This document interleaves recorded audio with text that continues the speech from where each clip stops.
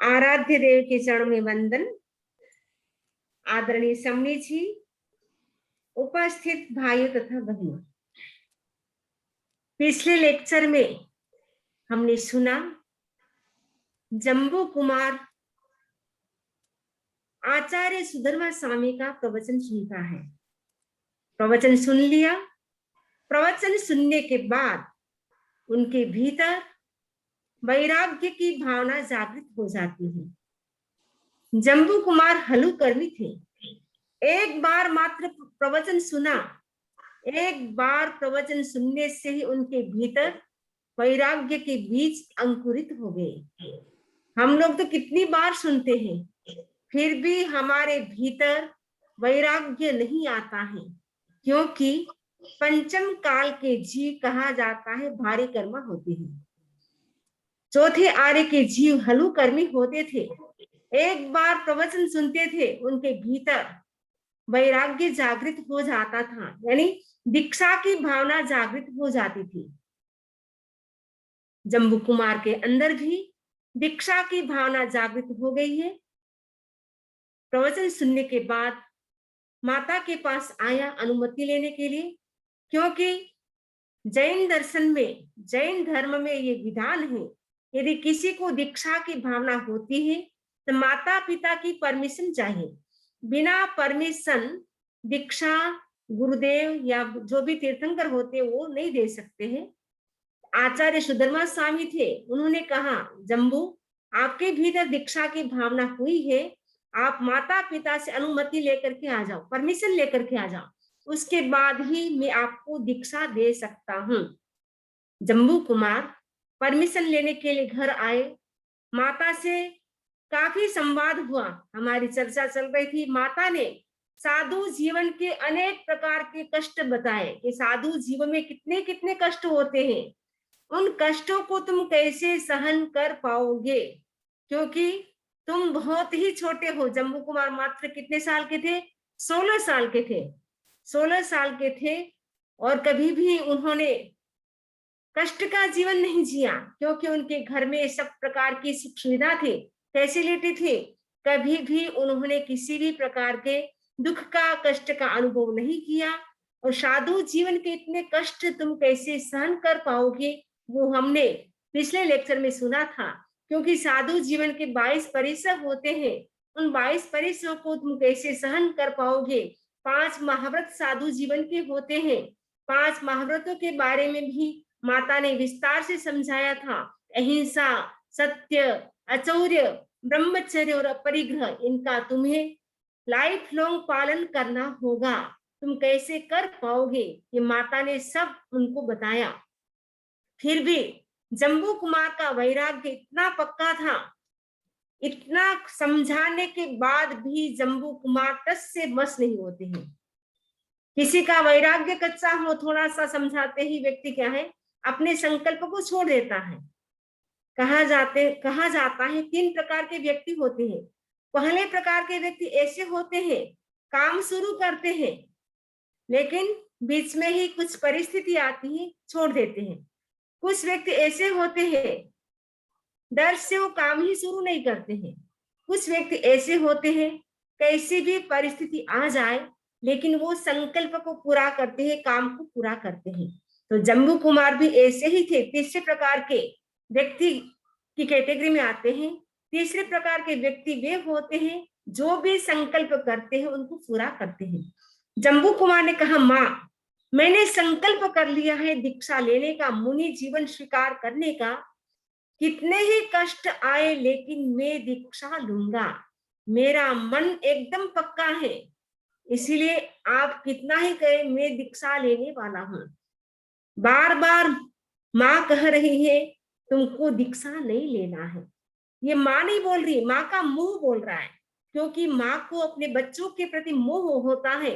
शादी करते हैं तब कुछ नहीं लगता है, लेकिन दीक्षा लेता है कोई संतान यदि घर में एक भी, तो उनको लगता है अरे इनकी लाइफ कैसे हो जाएगी। लेकिन दीक्षा लेने के बाद ये मनुष्य जीवन सफल हो जाता है, वो जीवन धन्य होता है। जिस दिन व्यक्ति 5 महाव्रतों को स्वीकार करता है, शुद्ध संयम का पालन करता है, तो शुद्ध संयम का पालन करने वाला कहा जाता है 15 भव के भीतर भीतर मोक्ष चला जाता है। तो जम्बू कुमार ने कहा, माता मुझे आत्मा का साक्षात्कार करना है, मुझे केवल ज्ञान की प्राप्ति करनी है। और केवल ज्ञान की प्राप्ति, आत्म साक्षात्कार वो गृहस्थ जीवन में संभव नहीं, वो साधु जीवन में ही हो सकता है। क्योंकि गृहस्थ जीवन बसाने के बाद तो कितनी चिंताएं होती हैं। साधु जीवन में तो मात्र 22 परिसर होते हैं, लेकिन गृहस्थ जीवन में तो 22 नहीं 2200 परिसर होते हैं। कितने परिसर, कभी बेटे की चिंता, कभी पत्नी की चिंता, कभी बिजनेस की चिंता, कभी कोई चिंता। आए दिन एक चिंता समाप्त होती है, दूसरी चिंता खड़ी हो जाती है। इसलिए माता, मैं अपने संकल्प में पक्का हूं, मुझे दीक्षा लेनी ही है। माँ कहती है, बेटा ये दीक्षा का काम सूरवीरों का है, कायर का नहीं है। जम्बू ने कहा, मैं सूरवीर हूँ, सूरवीर बनकर के मैं दीक्षा का पालन करूंगा, आत्म साधना करूंगा, तुम चिंता मत करो। जो भी माँ कहती है जम्बू हाजिर जवाब देता है। माता ने कहा, अरे जम्बू, आज मुझे पता चला तुम इतने जिद्दी हो और हाजिर जवाब देते हो। माँ, मैं कितनी बार तुमको समझा रही हूँ माँ होके, लेकिन तुम मेरी बात को समझ नहीं पा रहे हो। अब अंतिम बात मैं तुमसे कहती हूँ। जम्बू कुमार की माता कहती है, जम्बू कहो मान ले रे जाया, मत ले संजम भार, संजम मार्ग दो हिलो जम्बू, चालनो खांडेरी धार, नदी किनारे रूखड़ो जम्बू, जद कद होवे छार। माता कहती, बेटा तुम संयम को स्वीकार मत करो, क्योंकि ये संयम जीवन बड़ा कठिन है, तुम कैसे पालन कर पाओगे। जम्बू ने कहा, मैं कुछ भी हो, मैं संयम का पालन करूंगा, मुनि व्रत को स्वीकार करूंगा, ये मेरा दृढ़ संकल्प है। माँ कहती, अंतिम बात मैं कहती हूँ, एक इच्छा मेरी है वर्षों से, वो इच्छा तुम मेरी पूरी करो। यदि तुम मुझे माता मानते हो तो ये बात जरूर मेरी पूरी करोगे। जम्बू ने कहा, माँ बताओ तुम्हारे अंदर क्या इच्छा है। माँ ने कहा, बेटे वर्षों से मेरी इच्छा है कि मेरा बेटा बड़ा होगा, उसके बाद उसकी शादी होगी, बहुएं आएगी, मेरी सेवा करेगी। वर्षों से मेरी इच्छा है। आज की बहुएं सेवा करे ना करे, लेकिन पहले की बहुएं तो बहुत सेवा करती थी सास की। तो माँ ने कहा, मेरी इच्छा है तुम शादी करो, बहुएं आएगी, मेरी सेवा करेगी। जम्बू ने कहा, माँ तुम्हारी बात तो सही है, लेकिन मैंने ब्रह्मचर्य व्रत का त्याग कर रखा है, स्वीकार कर लिया है ब्रह्मचर्य व्रत का। क्योंकि पहले प्रवचन में ही सुधर्मा स्वामी से मैंने ब्रह्मचर्य व्रत को स्वीकार कर लिया था। अब मैं शादी कैसे कर सकता हूँ, या तो शादी होगी या ब्रह्मचर्य व्रत होगा, दोनों एक साथ नहीं हो सकता है। तो माँ ने कहा, कुछ भी हो, अगर तुम मुझे माँ मानते हो तो मेरी बात को स्वीकार करना होगा। माँ और पुत्र के बीच में संवाद चल रहा था। अचानक जम्बू के पिता ऋषभ दत्त आते हैं और कहा, माँ और बेटे का लंबे समय से संवाद चल रहा है, वार्तालाप चल रहा है, आज क्या कोई विशेष बात है। जम्बू कुमार की माँ ने कहा, यह जम्बू आपका दीक्षा की बात कर रहा है। जैसे ही बात ऋषभ दत्त ने सुनी, अरे जम्बू दीक्षा की बात कर रहा है, ये कैसे संभव हो सकता है, क्योंकि मैंने जम्बू की सगाई कर ली है, एक नहीं दो नहीं, कितनी कन्याओं के साथ, 8 कन्याओं के साथ मैंने संबंध तय कर लिया है, सगाई कर ली है। अब वो कैसे संभव हो सकता है, दीक्षा की बात कैसे संभव हो सकती है, क्योंकि मैंने सबसे वचन दे दिया है। तुम तो नहीं थे, जम्बू तो नहीं थे, लेकिन जम्बू की अनुपस्थिति में माता पिता ने एक नहीं दो नहीं 8 कन्याओं के साथ सगाई कर ली। वर्तमान समय की बात अलग है, बिना पूछे लड़का लड़की को सगाई नहीं कर सकते हैं।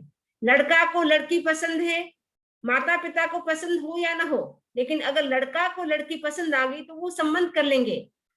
पहले के जमाने में बच्चों को पता ही नहीं होता था, लड़का लड़की को पता नहीं होता था कि हमारी सगाई किसके साथ होगी, क्योंकि माता पिता पूछते नहीं थे।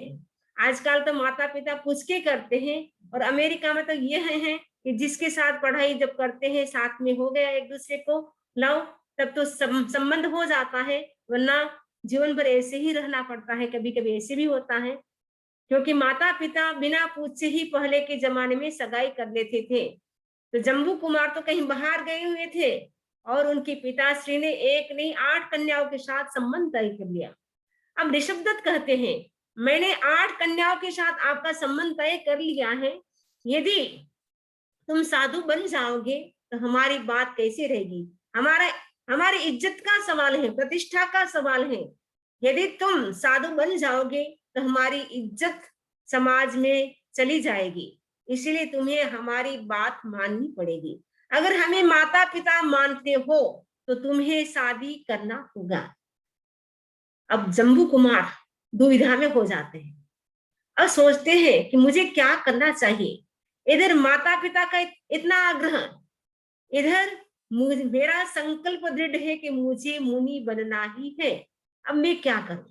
चिंतन करते हैं, क्योंकि मनुष्य का मस्तिष्क इतना शक्तिशाली होता है, पावरफुल होता है, वो जो चाहे वो डिसीजन ले सकता है, चिंतन कर सकता है। तो जम्बू कुमार का ब्रेन भी इतना पावरफुल था, और जम्बू कुमार का ब्रेन तो कैसा था? केवली का ब्रेन था, क्योंकि इसी जन्म में उनको केवल ज्ञान की प्राप्ति होनी थी, इसलिए उनका ब्रेन एकदम प्योर था, निर्मल था, पवित्र था। अब जम्बू कुमार ध्यान करते, कभी कभी जब हमें समस्या आ जाती है, डिसीजन लेना होता है, उस समय अगर हम मेडिटेशन कर ले 5 मिनट 10 मिनट, आंख बंद करके बैठ जाए, अपने आप समस्या का समाधान आ जाता है, समस्या का समाधान हो जाता है। जम्बू कुमार मेडिटेशन करते हैं, आंख बंद करके बैठ जाते हैं 5 मिनट के लिए। अब चिंतन करते हैं, अब मुझे क्या करना चाहिए।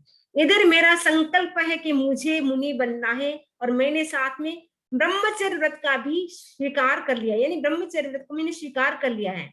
दो काम कैसे हो सकता है? लेकिन उनके मन में आता है, मैंने ब्रह्मचर्य व्रत का त्याग किया है कि मैं ब्रह्मचर्य व्रत को पालन करूंगा, लेकिन शादी नहीं करूंगा, ऐसा मैंने त्याग नहीं किया था। ब्रह्मचर्य व्रत को तो मैं पालन करूंगा, ब्रह्मचर्य व्रत का मैं पालन करूंगा, लेकिन शादी करूंगा, ऐसा मैंने आचार्य सुधर्मा स्वामी के साथ किया था, संकल्प नहीं किया था। माता से कहता है, माता पिता से कहा, अगर आपकी इतनी इच्छा है तो मैं शादी करने के लिए तैयार हूं, लेकिन मेरी भी एक शर्त है, शादी करते ही दूसरे दिन ही मैं दीक्षा स्वीकार कर लूंगा। अगर आपको मेरी शर्त मंजूर हो तो मैं भी आपकी बात एक्सेप्ट करता हूँ, स्वीकार करता हूँ। माता पिता ने कहा, हमें भी आपकी बात स्वीकार है, अगर आप हमारी बात को स्वीकार करोगे, एक्सेप्ट करोगे, तो हम भी आपकी बात को एक्सेप्ट करेंगे, ध्यान रखेंगे, क्योंकि आपकी प्रसन्नता वो मेरी प्रसन्नता है। जम्बू कहता है माता पिता से, मैं आपको दुखी करके दीक्षा लेना नहीं चाहता हूँ, आपको प्रसन्न रख करके ही मैं दीक्षा लेना चाहता हूँ। अब इधर क्या होता है, जम्बू कुमार ने दीक्षा शादी की हाँ कर दी, लेकिन जम्बू कुमार के मन में आता है, 8 कन्याओं के साथ मेरी सगाई हो चुकी है, अगर उनको बिना पूछे ही शादी हो जाएगी और दूसरे दिन मैं दीक्षा स्वीकार कर लूंगा, यह न्याय नहीं होगा, ये उनके साथ धोखा होगा, क्योंकि धोखाधड़ी करने वाला कहा जाता है, तत्वार्थ सूत्र में कहा है, जो माया करता है, दूसरों को ठगता है, वो तिरंज गति में जाता है। तो मुझे ऐसा काम नहीं करना है, दूसरों को मुझे धोखा नहीं देना है, मुझे तो जो भी बात है क्लियर कट करना है।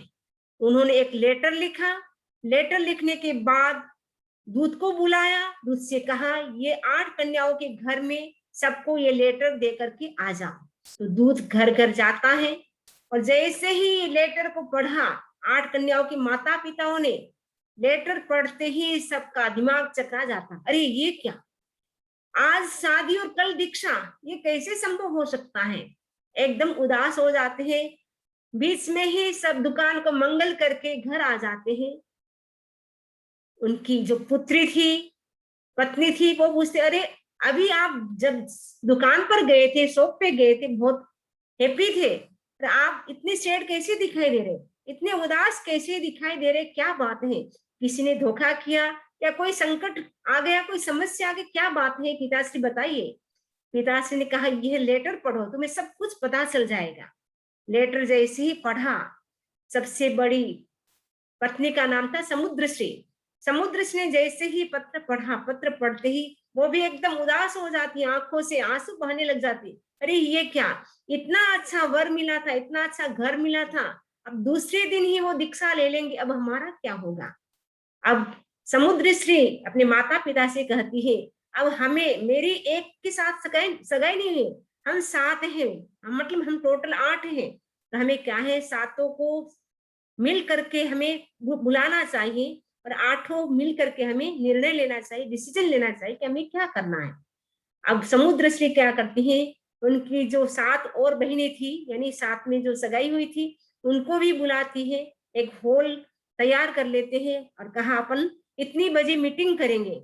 8 बैठ जाती है, माता पिता से कहा जब डिसीजन हो जाए हमारा, उसके बाद आप अंदर आना।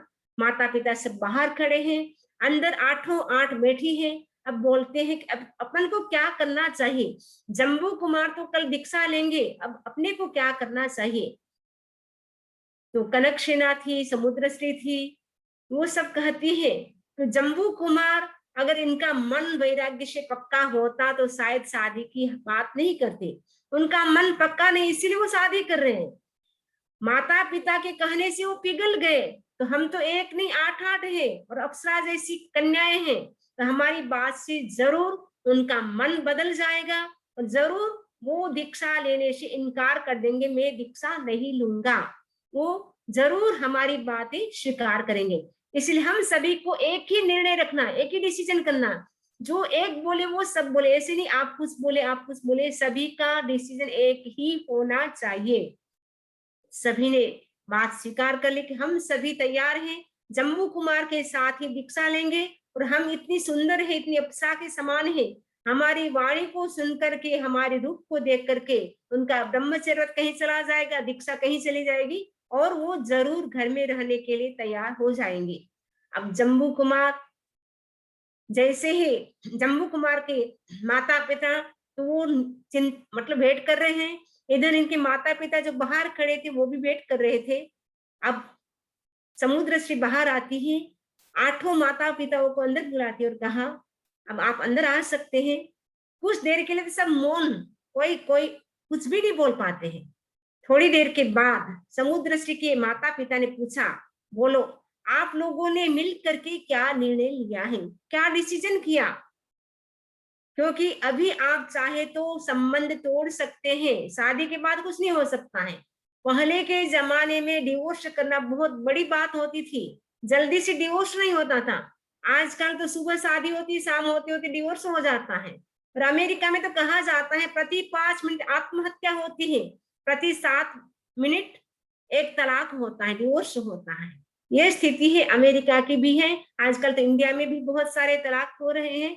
सुबह शादी होती है, सगाई भी छूट जाती है, सुबह सगाई होती है, शाम होते होते सगाई भी छूट जाती है, शादी भी छूट जाती है। आजकल कॉमन हो गया है, लेकिन उस जमाने में तो बहुत बड़ी बात होती थी। इसलिए माता पिता ने कहा अभी भी सोच लो, शादी होने के बाद कुछ नहीं कर सकते हो, अभी भी तुम्हें बहुत अच्छे अच्छे लड़के मिल सकते हैं, कोई चिंता मत करो, जम्बू कुमार से भी हम अच्छे लड़के की खोज करेंगे, उनके साथ तुम्हारी शादी करेंगे, लेकिन तुम गहराई से सोच लो कि तुम्हें क्या करना है।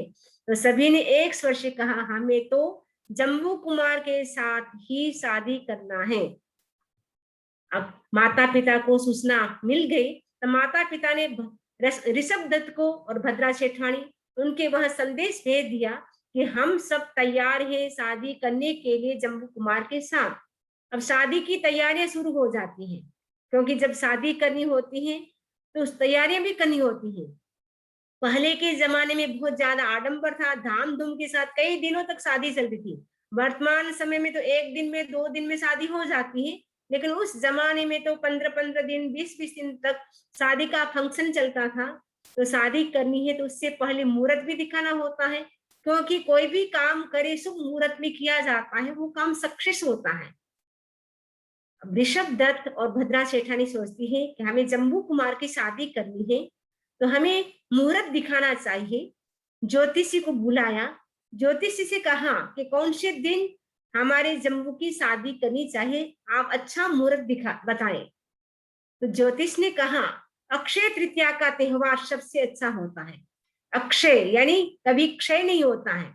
तीज और ऐसा मुहूर्त होता है, कहा जाता है तीज तीरथ तेरस ऐसा शुभ मुहूर्त होता है, बिना पूछे भी उस दिन अच्छा काम कर सकते हैं। ये अक्षय तृतीया अभी पास में आने वाली है, तो अक्षय तृतीया का दिन तय कर लिया।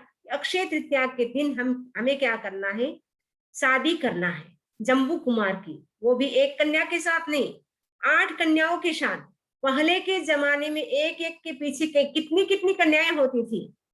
चक्रवर्ती वासुदेव की तो बहुत सारी कन्याएं होती थी, लेकिन सामान्य जो गृहस्थ होता था उनके भी 7-7 8-8 किसी किसी के 32-32 कन्याएं होती थी।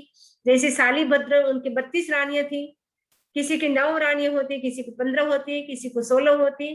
तो ये जम्बू कुमार के भी 8 कन्याओं के साथ सगाई हो चुकी है। अब शादी की तैयारी शुरू हो गई है, तो शादी की तैयारियां धाम धूम के साथ कर रहे हैं, और काफी खरीदी भी करनी पड़ती है। जैसे अमेरिका में शादी होती है, कई बोलते हमारे बच्चे की शादी है, तो हम खरीदी के लिए इंडिया जाते हैं। कई लोग इंडिया जाते हैं, बहुत सारी खरीदी करके आते हैं, क्योंकि शादी होती है तो खरीदी भी करनी होती है, नई ड्रेसें भी होती है, कई चीजें दहेज में भी देनी होती है। अभी तो आप लोग पता नहीं अमेरिका में तो आप लोग दहेज देते हैं नहीं, पहले के जमाने में बहुत दहेज देते थे। तो जम्बू कुमार की भी अक्षय तृतीया का दिन आ जाता है, और धाम धूम के साथ 8 कन्याओं के साथ शादी हो जाती है। शादी हो रही थी, बड़ा प्रसन्न वातावरण था सबके भीतर, अंदर ऊपर से बहुत खुशी थी, लेकिन अंदर में सबके मन में एक ही विचार चल रहा था, अभी तो शादी हो रही है लेकिन कल क्या होगा। जितने लोग उतनी बातें हो रही थी, ये माता पिता भी कैसे हैं कि जम्बू कुमार दीक्षा की बात कर रहे हैं, फिर इनके साथ शादी क्यों करनी चाहिए, संबंध तोड़ सकते थे, कोई जरूरी नहीं था शादी करना। और जम्बू कुमार के माता पिता भी कैसे पता है कि जम्बू कुमार दीक्षा लेने वाला है, फिर उनको शादी करने का क्या मतलब है। अगर दीक्षा लेना ही है तो शादी करने का कोई अर्थ नहीं। जितने लोग उतनी बातें हो रही है, और माता पिता के मन में एक तरफ खुशी हो रही है शादी जो हो रही है इसीलिए, लेकिन दूसरी ओर उनके मन में चिंतन आ रहा है कि कल क्या होगा, हमारी कन्याओं का क्या होगा। आज तो बड़ी खुश है, शादी हो रही है इसीलिए, लेकिन कल हमारी कन्याओं का क्या होगा। सबके मन में एक ही चिंतन चल रहा है। अब 8 कन्याओं के साथ शुभ मुहूर्त में शादी हो जाती है। शादी होने के बाद जम्बू कुमार जब शादी करके घर आते हैं, आते ही माँ से प्रणाम करते हैं, क्योंकि जम्बू कुमार बड़े विनीत थे। जम्बू कुमार ने 8 पत्नियों से कहा ये माता पिता है, उनके चरणों में वंदन करो। आजकल तो शादी करके आते वंदन करते प्रणाम करते नहीं, पता नहीं, लेकिन उस जमाने में जैसे ही शादी करके आते थे, सास ससुर के चरणों में बहु वंदन करती थी, प्रणाम करती थी। तो जम्बू कुमार ने कहा माता पिता के चरणों में झुको, प्रणाम करो। अब जम्बू कुमार की माता के मन में बड़ी खुशी होती है, 8-8 कन्याओं को, 8-8 बहुओं को देख करके, क्योंकि वर्षों की इच्छा थी कि मैं अपने बेटे की शादी करूं, बहू को देखूं। 8-8 बहू को देख करके, वो भी अप्सरा के जैसी सुंदर, पतली और लंबी, इतनी सुंदर कन्याओं को देख करके बड़ी खुशी होती है। और 8 कन्याओं की शादी होती है, तो शादी में आपको पता है कितना दहेज मिलता है, 99 करोड़ सोनैया, 99 करोड़, 99 करोड़, इतने सोनैया उनको मिलता है दहेज में। वर्तमान समय में तो 100 ग्राम 200 ग्राम भी सोना दे देते हैं, गोल्ड दे देते हैं, बोलते बहुत अच्छा दिया है आपके पियर से, लेकिन 99 करोड़ सोनैया दहेज में दिया जाता है। पूरा घर उनका सोने चांदी का ढेर लग जाता है, इतना ढेर लग गया। और टोटल आइटम कितने प्रकार की देते हैं, 192, यानी 192 प्रकार की आइटम्स देते हैं। कितना सारा दहेज, इतना सोना चांदी से पूरा घर भर जाता है। जब सोना चांदी की बातें होती हैं तो दूसरों को भी पता चल जाती है, चोरों को भी पता चल जाती है, आज इनके घर में शादी हुई है, बहुत सारा दहेज मिला है। अब उस समय प्रभव नाम का जो चोर था, बड़ा, बहुत बड़ा चोर था, वो ऐसा चोर था किसी के पकड़ में नहीं आता था, और किसी के घर में कुछ भी फंक्शन होता, कुछ भी चीज आती, उनको अपने आप पता चल जाती थी। तो प्रभव चोर को पता चलता है आज जम्बू कुमार की शादी हुई है और उनको 99 करोड़ सोनैया मिला है।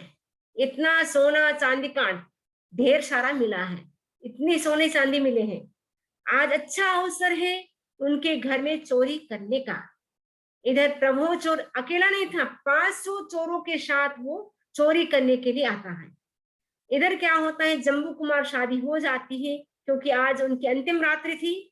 8 कन्याओं को बिठाते हैं और बोलते हैं कि देखो, मैंने तो संकल्प किया है कि मुझे तो सुबह सूर्योदय होते ही दीक्षा लेना है। आप बताइए, आप 8 का क्या मन है, क्या विचार है, अपना चिंतन बताइए सब। 8 कन्याओं को बिठाया है, एक एक कन्या को बातें करेंगे तो टाइम तो लगेगा, नहीं लगेगा? तो बहुत लगेगा टाइम तो, क्योंकि 8 कन्याओं को समझाना है। आज शादी हुई और कल दीक्षा लेना बहुत बड़ी बात होती है। हर किसी का मन भी नहीं होता है, एक कन्या को देख ले तो भी दीक्षा से शायद मन बदल सकता है, लेकिन 8 कन्याओं को देखने के बाद भी जम्बू कुमार के मन में बिल्कुल भी नहीं आता है कि मुझे अब संसार में रहना है, दीक्षा नहीं लेना है। उनका मन एकदम पहले पक्का था, उससे भी ज्यादा पक्का हो जाता है। एक क्षण के लिए भी उनके मन में ये भाव नहीं आता है कि मुझे दीक्षा नहीं लेना है, मुझे घर में रहना है। क्योंकि पिताश्री ने तो कहा था कि शादी करने के बाद तुम्हें क्या है, घर को संभालना है, बिजनेस को संभालना है। क्योंकि ऋषभ दत्त बहुत बड़े सेठ थे, उनका बहुत बड़ा बिजनेस था और जम्बू कुमार अकेले थे, इसलिए तुम ही मेरे आगे हो संभालने वाले, तो तुम्हें बिजनेस संभालना है। लेकिन जम्बू कुमार ने तो स्पष्ट इनकार कर दिया था, मुझे तो आत्म साक्षात्कार करना है, केवल ज्ञान की प्राप्ति करना है, मुझे बिजनेस नहीं संभालना है, मुझे घर को नहीं बसाना है, मुझे तो दीक्षा ही लेनी है। अब जम्बू कुमार और 8 कन्याओं के बीच में वार्तालाप शुरू हो रहा है। तो वार्तालाप में सबसे पहले जम्बू कुमार, समुद्र श्री सबसे बड़ी पत्नी थी, क्योंकि 8 कन्याएं थी, उसमें एज के हिसाब से जो सबसे बड़ी थी समुद्र श्री। तो समुद्र श्री जो पत्नी थी उनसे पूछते हैं, अब बोलिए आपका मन क्या है? तो समुद्र श्री जी अब क्या तर्क देगी जम्बू कुमार के मन में, जम्बू कुमार को, जम्बू कुमार की जीत होगी या समुद्र श्री की जीत होगी? क्योंकि एक एक एग्जाम्पल के साथ जम्बू कुमार भी समझाएगा और समुद्र श्री भी वापस एग्जाम्पल देगी। क्योंकि जब आर्ग्यूमेंट होता है तो अकेले व्यक्ति से नहीं होता है, एक दूसरे मिलकर के ही आर्ग्यूमेंट कर सकते हैं। तो जम्बू कुमार को तो अब 8 कन्याओं के साथ आर्ग्यूमेंट करना है, तो साथ में क्या करना है, अपनी जय करना है, अपनी विजय करना है। क्योंकि जम्बू कुमार सोच रहे हैं कि मुझे कैसे भी हो 8 कन्याओं को समझाना है और मैं समझा करके रहूंगा। तो मुझे विश्वास है कि 8 कन्याएं जरूर समझेगी और मेरे साथ ही दीक्षा ग्रहण करेगी।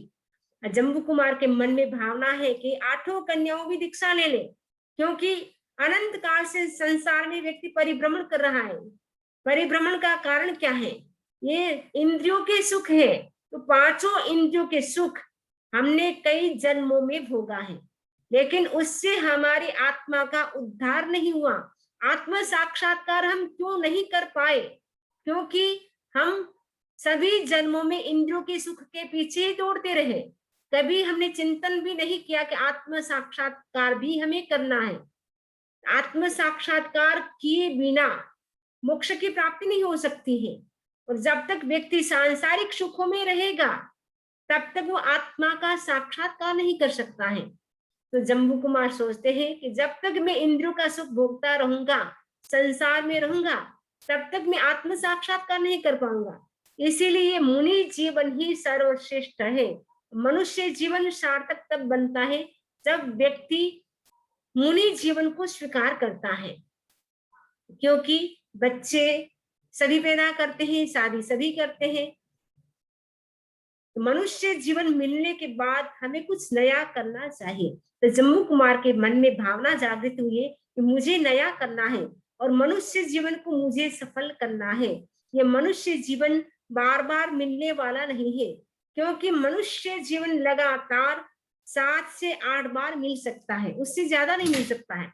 उसके बाद तो व्यक्ति को देव गति में या नरक गति में, तिरंज गति में, यानी जो भी व्यक्ति जैसा कर्म करता है उसी के अनुसार उनको जन्म मिलता है।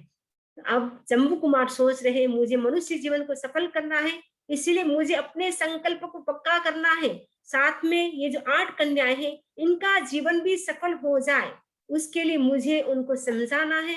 ये अब 8 कन्याएँ कैसे समझेगी, तो उसके लिए टाइम भी चाहिए क्योंकि एक नहीं 8 को समझाना है। अब हम बीच में बाधक नहीं बनेंगे, 8 कन्याओं को जम्बू कुमार समझा रहे हैं, तो उनको समझाने दें। अब समरी जी भी आ चुके हैं, तो हम सुनेंगे।